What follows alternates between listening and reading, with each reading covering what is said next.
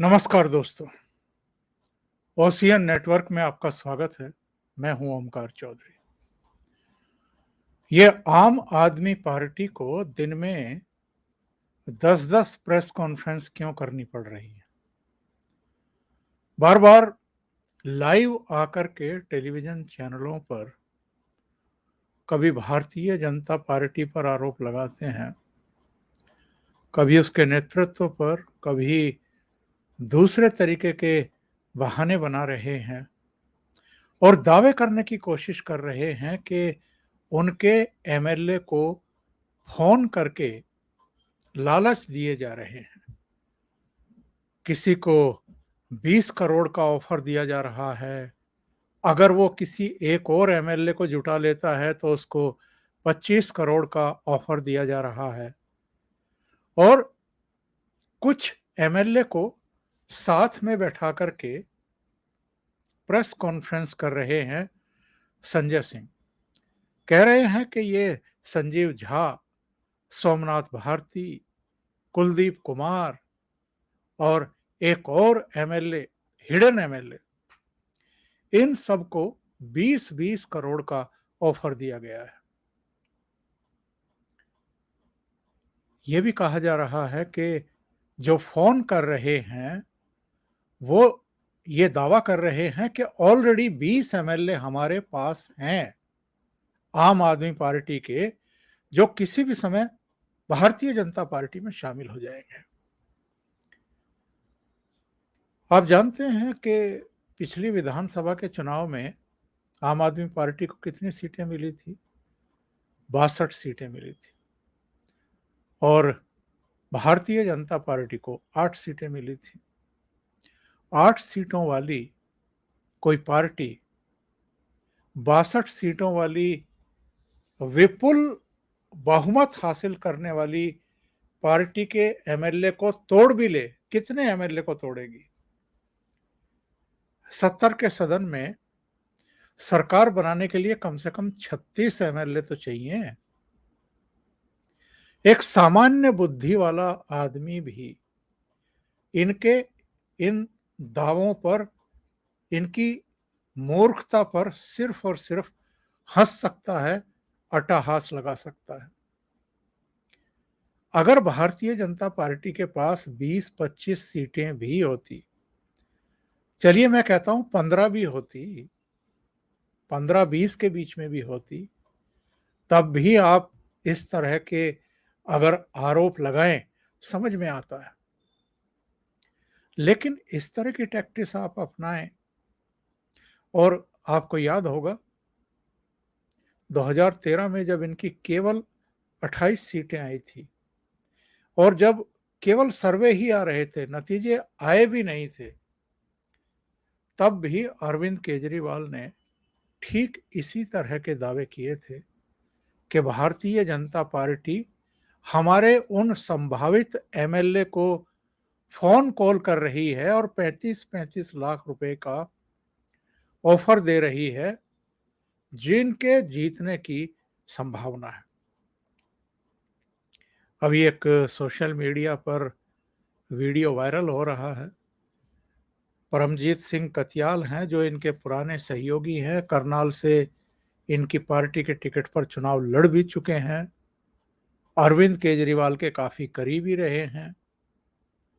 उन्होंने इन्हीं के साथ इन्हीं के सहयोगी मुनीस रायजादा, जिन्होंने बाद में इनके चंदे के गड़बड़ घोटाले को बेनकाब करने के लिए ट्रांसपेरेंसी सीरीज बनाई थी, उन्होंने तब योगेंद्र यादव से, कुमार विश्वास से, शाजिया इल्मी से,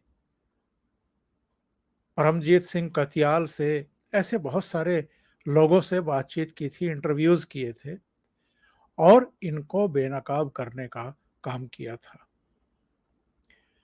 कि शुरू में इन्होंने क्या कहा और बाद में इन्होंने क्या किया। तो परमजीत कत्याल का जो इंटरव्यू इस समय वायरल हो रहा है, वो मुनीस रायजादा ने ही ट्रांसपेरेंसी जो सीरीज है उसके लिए किया था। वैसे तो मैं ट्राई कर रहा हूँ मुनीश रायजादा को जोड़ने की और उनसे एक इंटरव्यू करने की, उस समय के पूरे हालात को फिर से रिवाइव करने की।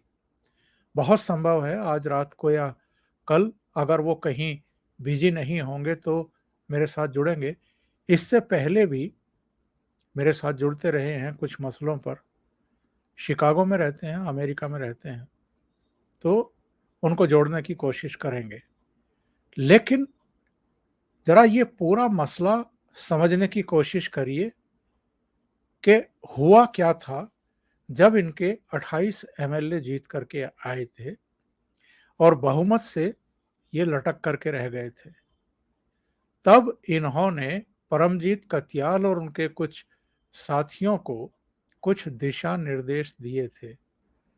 वो क्या दिशा निर्देश थे, मैं वो वीडियो ही आपको सुनवा देता हूं जो इस समय सोशल मीडिया पर वायरल है।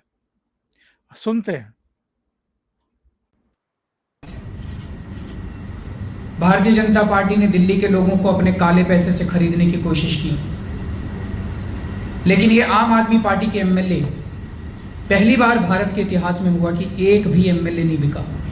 अगले दिन, जीत के अगले दिन की बात है ये। वापिस 5 बजे हम आ जाते हैं। हम बॉर्डर पर रुकते हैं, ध्यान से सुनिएगा। हमें 5 बजे चल पड़े वापस। 5 बजे चल पड़े, 6:30-7 बजे हम दिल्ली के बॉर्डर के पास पहुंचते हैं। हमें वहीं रुकने के लिए कह दिया जाता है फ़ोन पर। कहाँ पहुंचे? ना, यहाँ पहुंचे। क्रॉस कर लिया सोनीपत। कहता बॉर्डर, दिल्ली बॉर्डर से आप थोड़ी सी पहले रुक जाइए। हम रुक गए, चाय कॉफ़ी लिया हमने। 7-7:30 का वक्त था। हमें एक शख्स मिला, उसने हमें 2 सिम कार्ड दिए। बताया गया कि एक फ़ोन में डाल दीजिए। हमने डाल लिए और हमें फ़ोन आया भी आप इन लोगों को फ़ोन कीजिए। 25 के करीब लोग थे। हमने उस नंबर से फ़ोन घुमाने शुरू किए और हमें जो जो बताया गया था हमने साफ तौर पे कहना शुरू किया। अभी नितिन गडकरी जी के यहाँ से ऑफिस से बोल रहे हैं या अरुण जेटली के ऑफिस के यहाँ से बोल रहे हैं। लिस्ट हमारे सामने है, हम कर रहे थे। हमें ये बताया गया था कि ये आदमी बीजेपी की तरफ जा सकते हैं, आप इनका मन टटोलो। अगर ऐसा होता है तो हमें सूचना दो, तो फिर हम इनकी घेराबंदी करेंगे।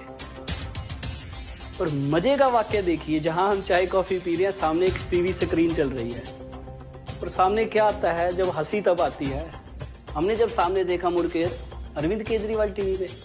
अरविंद केजरीवाल कह रहा है कि मेरे एमएलए को भारतीय जनता पार्टी वाले फोन कर रहे हैं और खरीदो फरोख्त की बात कर रहे हैं और 35 लाख रुपए देने की ऑफर कर रहे हैं।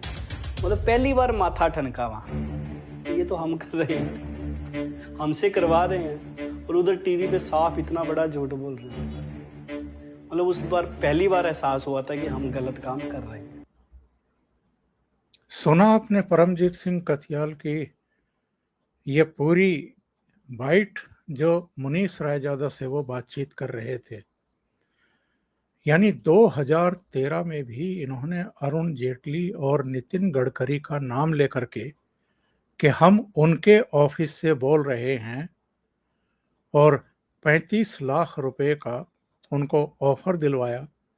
अपने ही जो जीतने वाले एमएलए थे उनको फोन कॉल करवाए, अपने ही लोगों से। अपने ही लोगों को कहा कि आप ये कहो कि हम अरुण जेटली के दफ्तर से बोल रहे हैं, हम नितिन गडकरी के दफ्तर से बोल रहे हैं और आप भारतीय जनता पार्टी में आ जाओ, आपको 35 लाख रुपया देंगे। अब 35 लाख तब अरविंद केजरीवाल और उनकी जो डर्टी पॉलिटिक्स के सहयोगी हैं उनको 2013 में बहुत लगे होंगे।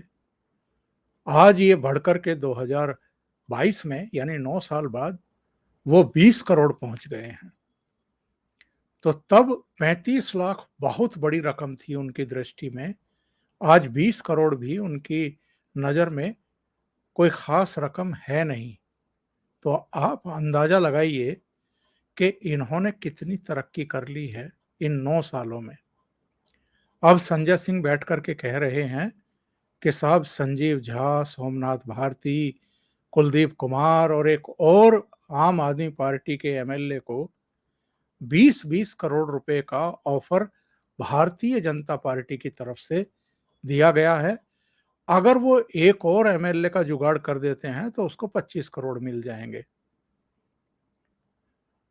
आप ये अंदाजा लगाइए कि ये लोग जो गंभीर संकट में फंस गए हैं, संकट कितना गहरा है आम आदमी पार्टी का, अरविंद केजरीवाल का, इनकी विश्वसनीयता का अगर कुछ है तो, और जो एक साख होती है, जो एक परसेप्शन बनता है किसी पार्टी के बारे में, ये देश बदलने के लिए आए थे, राजनीति बदलने के लिए आए थे।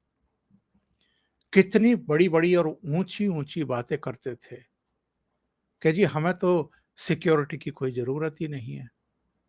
लेकिन जब चुनाव प्रचार के दौरान खुले वाहनों पर सवार होकर के ये निकलते थे और लोग इनको चांटे लगा देते थे, इन पर अटैक करते थे, तब इनकी समझ में आया कि जब सार्वजनिक जीवन में लोग होते हैं, आप नेता बन कर के लोगों के बीच जाते हैं तो हर तरह का एलिमेंट होता है पब्लिक में।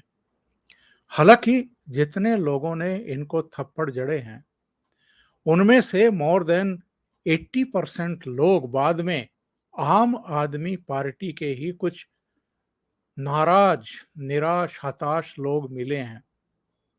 और जब भी इनको थप्पड़ पड़ा है, तब तब तुरंत इन्होंने प्रेस कॉन्फ्रेंस करके भारतीय जनता पार्टी के सिर पर ठीकरा फोड़ने की कोशिश की कि भारतीय जनता पार्टी अरविंद केजरीवाल की हत्या कराना चाहती है। ये ठीक वैसा ही तौर तरीका, वैसी ही टैक्टिस जो ममता बनर्जी ने हाल के विधानसभा चुनाव में अपनाई थी, जब उनकी ही गाड़ी के खिड़की में उनका पैर आ गया और उन्होंने तुरंत ये आरोप लगा दिया कि मुझ पर अटैक हुआ है और जाहिर है भारतीय जनता पार्टी ने कराया है। और उसके बाद पूरे चुनाव वो व्हील चेयर से नहीं उठी और जिस दिन रिजल्ट आए, जिस दिन उनकी पार्टी को बहुमत मिल गया, उस दिन वो व्हील चेयर से खड़ी हो गई। तो लोगों में एक परसेप्शन बनाने के लिए, और जो आपकी विरोधी पार्टी है उसके खिलाफ जो एक वातावरण है वो बनाने के लिए आप झूठ पर झूठ बोले जाएं। क्योंकि Satyendra Jain already money laundering के केस में 30 मई के बाद से तिहाड़ जेल में हैं, उनको जमानत नहीं मिल रही है। कई ग्राउंड पर जमानत लेने की कोशिश की गई, हर बार रिजेक्ट हुई है। अब मनीष सिसोदिया के सिर पर भी तलवार लटक गई है क्योंकि भ्रष्टाचार का आरोप है और मामला तो मनी लॉन्ड्रिंग का भी बनता है। आज सुबह तो ये भी चर्चा चल निकली थी कि ईडी ने केस दर्ज कर लिया है और उस पर भी संजय सिंह का तुरंत बयान आ गया। संजय सिंह जो राज्यसभा के मेंबर हैं, जो पार्लियामेंट के मेंबर होते हैं, उनसे तो बहुत संयमित और सोच समझ करके संतुलित वक्तव्य देने की एक अपेक्षा की जाती है। लेकिन बिना इसकी पुष्टि कराए कि केस दर्ज भी हुआ है या ये ऐਵੇਂ ही चल रहा है मामला, उन्होंने बयान दाग दिया कि चूंकि भारतीय जनता पार्टी का जो ऑफर था आपके मनीष सिसोदिया के लिए कि आप आम आदमी पार्टी को तोड़ करके भारतीय जनता पार्टी में आ जाओ, हम आपको मुख्यमंत्री बना देंगे, वो उन्होंने ठुकरा दिया।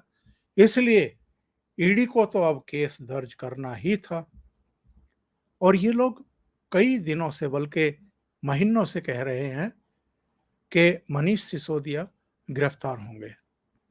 इनको पहले से ही भविष्यवाणी हो जाती है कि अब कौन गिरफ्तार होने वाला है। क्यों हो जाती है, ये तो इनको बहुत अच्छे तरीके से पता है कि किस किस पर तलवार लटक रही है। लेकिन जब बीजेपी के लोगों ने इनसे पूछा, प्रवक्ताओं ने पूछा, साहब सिंह वर्मा के बेटे जो प्रवेश वर्मा हैं उन्होंने पूछा, कपिल मिश्रा ने पूछा कि आप उस भारतीय जनता पार्टी के नेता का नाम बताइए, किस समय आपको मैसेज किया गया, फोन कॉल आया और उसकी रिकॉर्डिंग दिखाइए अगर है तो, वो किस स्तर का नेता है ये बताइए। इसका कोई इसकी कोई जानकारी ये नहीं दे रहे हैं, क्योंकि इनके पास या तो 2013 तक के तरीके से अपने ही कार्यकर्ताओं के द्वारा सोमनाथ भारती, संजीव झा, कुलदीप को कराई गई फ़ोन कॉल होंगी। भारतीय जनता पार्टी का नेतृत्व या भारतीय जनता पार्टी का जो भी रणनीतिकार बैठा हुआ है, वो इतना ब्रेनलेस तो नहीं हो सकता है, मतलब दिमागी तौर पर दिवालिया तो नहीं हो सकता है कि ऐसे टाइम पर, जबकि इन पर शिकंजा कसा जा रहा है, इनके सिरों पर गिरफ्तारी की तलवार लटक गई है, तब इस तरह की फ़ोन कॉल करेंगे और इनको मौका देंगे कि ये उसकी रिकॉर्डिंग सार्वजनिक करके भारतीय जनता पार्टी के सामने एक असहज स्थिति पैदा करें या उनको बदनाम करने का इनको मौका देंगे कि साहब देखिए एजेंसियां हमारे पीछे इसलिए लगाई हुई हैं। मतलब परसेप्शन इनका यही क्रिएट करने का है, लेकिन ये एक्सपोज हो गए हैं। योगेंद्र यादव का एक बयान आ गया है और योगेंद्र यादव ने भी ये कहा है कि जब इन्होंने वो नाटक किया था 2013 में, उसके बारे में मुझे भी परमजीत कत्याल ने जानकारी दी थी। इन्होंने लिखा है अपने ट्वीट पर, परमजीत जी ने 7 साल पहले इस घटना के बारे में मुझे जानकारी दी थी।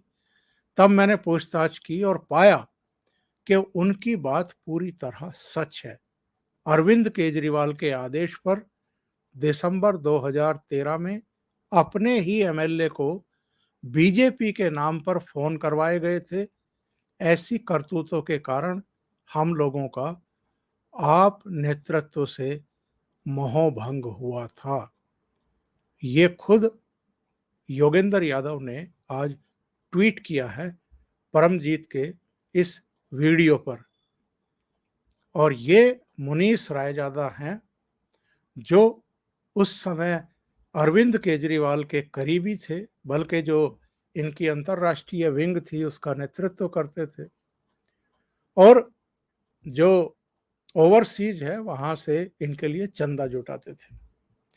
बात किस बात को लेकर के बिगड़ी उनकी अरविंद केजरीवाल से, क्योंकि इन्होंने ये वायदा किया था, सार्वजनिक तौर पर घोषणा की थी कि जो भी चंदे से पैसा मिलेगा, एक एक पाई मिलेगी, वो हम आम आदमी पार्टी की वेबसाइट पर डालेंगे।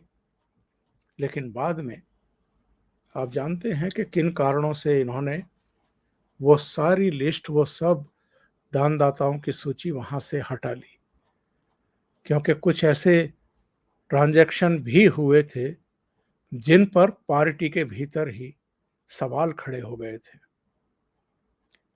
और उसके बाद से मनीष रायजादा ही नहीं, बहुत सारे लोग इनके खिलाफ हुए। नौबत यहाँ तक आ गई कि कई को एक्सपेल कर दिया गया, कई को सस्पेंड कर दिया गया और चीज़ें पेचीदा होती गई। प्रशांत भूषण, योगेंद्र यादव, आशुतोष से लेकर के आशीष खेतान, बहुत सारे लोग, और उनसे पहले तो शांति भूषण और कई दूसरे लोग जो जुड़े हुए थे वो इनसे अलग हो गए थे। और योगेंद्र यादव के इस बयान में भी लिखा हुआ है कि ऐसी करतूतों के कारण हम लोगों का इनसे मोहभंग हुआ था। तो ये पहले भी ये टैक्टिस और प्रैक्टिस अपनाते रहे हैं, इनके लिए बिल्कुल नई बात नहीं है। और इन हरकतों की वजह से, इन करतूतों की वजह से ये एक्सपोज ही होते जा रहे हैं। अभी के लिए इतना ही। बहुत बहुत धन्यवाद। अगर आपको ये चैनल और इसके कंटेंट पसंद आ रहे हैं तो लाइक करें, कमेंट करें, वीडियो को शेयर भी करें। अभी तक अगर आपने ये चैनल सब्सक्राइब नहीं किया है तो सब्सक्राइब कर लें, साथ में लगे बेल आइकॉन को दबा दें ताकि आगे आने वाले वीडियो और उनके नोटिफिकेशन आप तक पहुंचते रहें। बहुत बहुत धन्यवाद। नमस्कार।